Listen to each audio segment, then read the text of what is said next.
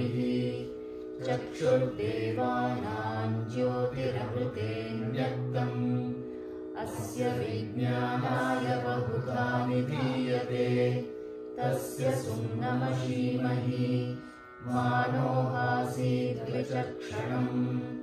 आयुरिन्दः प्रतीर्यताम् अनन्धाश्चक्षुषा वयम् जीवाज्योतिरषीमहि सुवर्ज्योतिरुषामृतम् श्रोत्रेण भद्रमुदशृण्वन्ति सत्यम् श्रोत्रेण वाचं बहुधोद्यमानाम् श्रोत्रेण मोदश्च महश्च श्रूयते श्रोत्रेण सर्वादिशः शृणोमि येन प्राच्या उददक्षिणा प्रतीच्यैदिशः शृण्वन्त्युत्तरात् तदिच्छ्रोत्रम् बहुधोद्यमानम् अरान्ननेमिः परिसर्वम् बभूव ॐ शान्ति शान्ति शान्तिः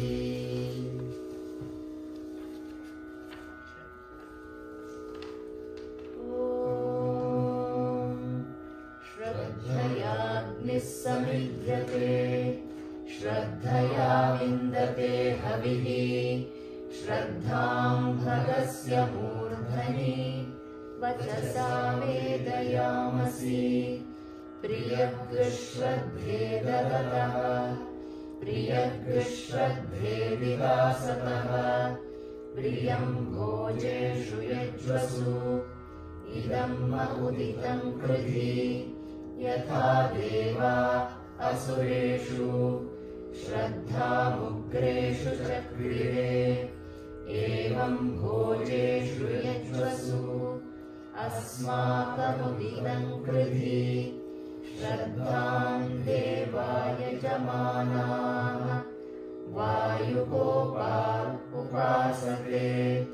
श्रद्धां हृदयया पूत्या श्रद्धया हूयते हविः श्रद्धां प्रातर्हवामहे श्रद्धां मध्यन्दिनं परि श्रद्धां सूर्यस्य लिङ्गृचि श्रद्धे श्रद्धापये हमाः श्रद्धा देवानधिवस्ते